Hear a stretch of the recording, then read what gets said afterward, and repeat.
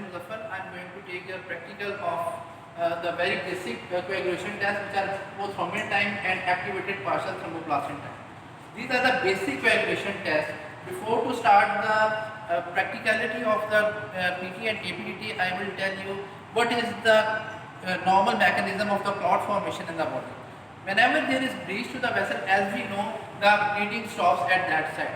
How the bleed stops at the side of the injury? Basically, when the vessel got injured, there are three important factors which play a very important role in formation of the clot. First is the blood vessels themselves, because when the vessels are damaged, obviously there is a breach in the vessel, and from that breach there is chances that the blood starts to flow out of the vessel. And as you know, when the blood flows out of the vessel, it becomes clotted. Now, to stop that bleeding, the vessels, they basically constrict. The constriction of the vessel decreases the blood flow from that vessel. And the second point, when they constrict, they also, when the endothelial cells are damaged, they expose the von-Willebrand antigen which are present on the surfaces of the vessel behind the endothelial cells. They are exposed. And when they are exposed, there is mixing of the blood at that side, and the platelets, they are now attracted towards the site of the breach, and they stick with the von-Willebrand antigen.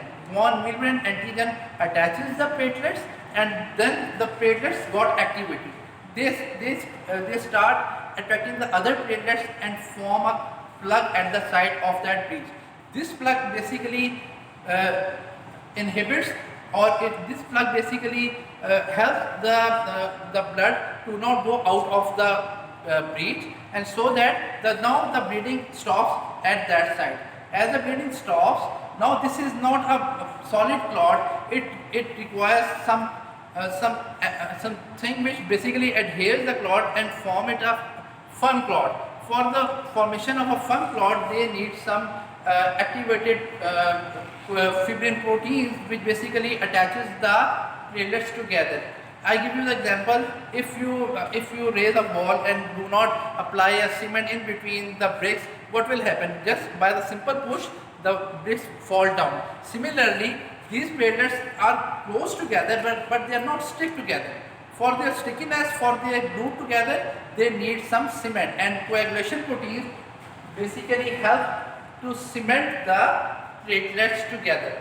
Now they are the proteins which are produced in the liver and in an inactivated form. Now they got activated when the vessels are damaged. When the vessels are damaged, they release the tissue factor, and there is now the process of activation of the coagulation protein, which ultimately leads to the formation of fibrin, which is from fibrinogen. The fibrinogen, when is activated, it is converted into the fibrin, and then fibrin glues the platelets together and form a solid clot. Now basically, to check the viability of the coagulation proteins, we do the prothrombin time and activated partial thromboplastin time. There are two mechanisms by which ultimately the fibrin is formed. One is by the extrinsic pathway and other is by the intrinsic pathway. Both pathway ultimately leads to the activation of factor 10, which activates the prothrombin, which converts the thrombin, which is converted into thrombin, and that thrombin helps the conversion of fibrinogen into fibrin. Therefore, the extrinsic pathway, intrinsic pathway, and common pathway. In the intrinsic pathway, there are important coagulation proteins which are factor 12, factor 11, factor 9, and factor 8. They basically, once the factor 12 is activated, it activates the factor 11.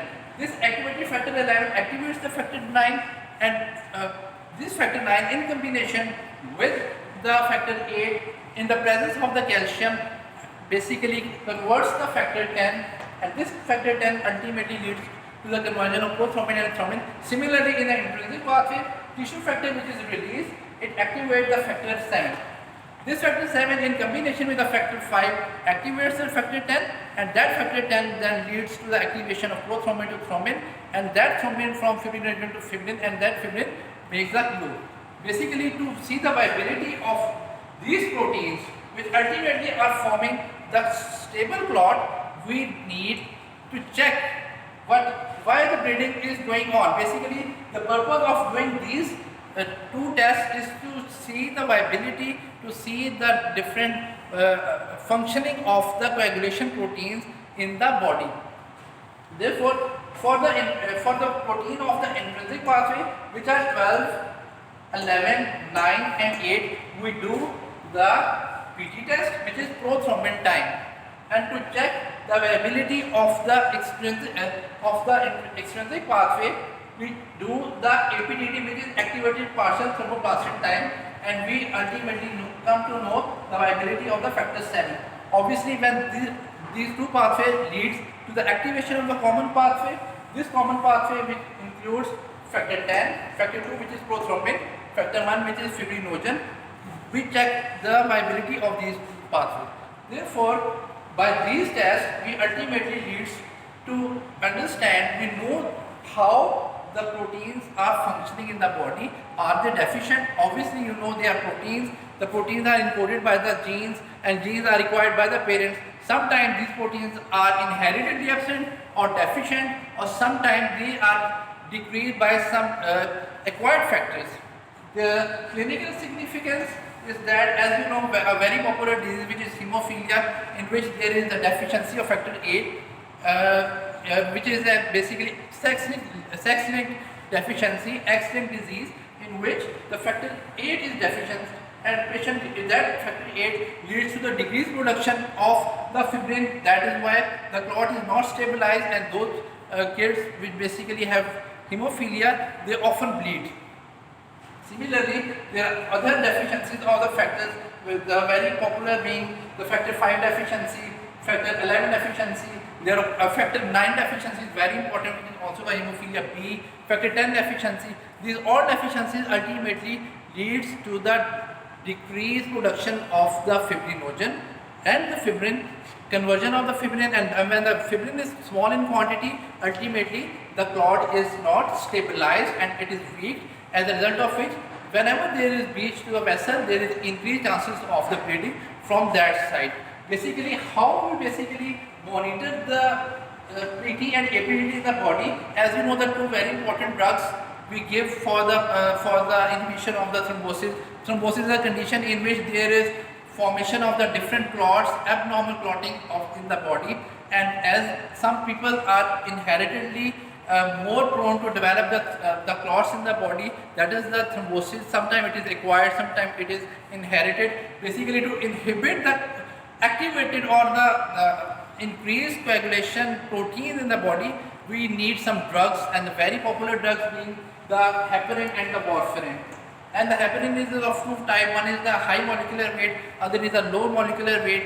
For the high molecular weight, we basically check the quantity of the heparin, whether it is functioning or not, or how much quantity of the heparin we should give.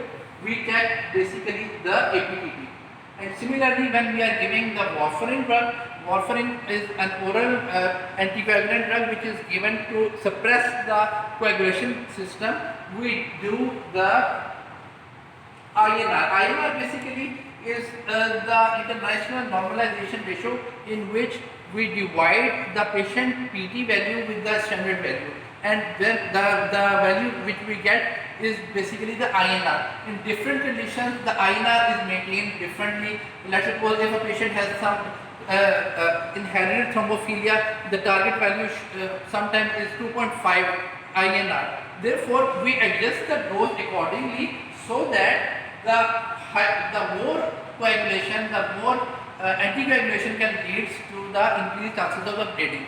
We are avoiding the coagulation, but on the other hand, there are chances if we give high dose of the anticoagulation, the bleeding could take place.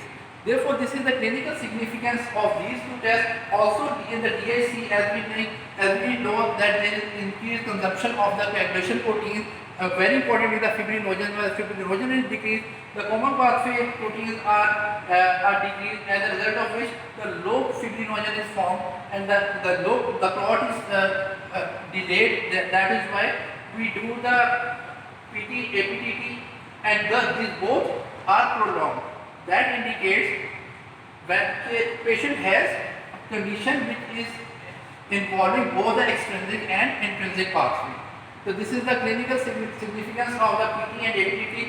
Now I will tell you how basically to we practically perform these two tests. Thank you.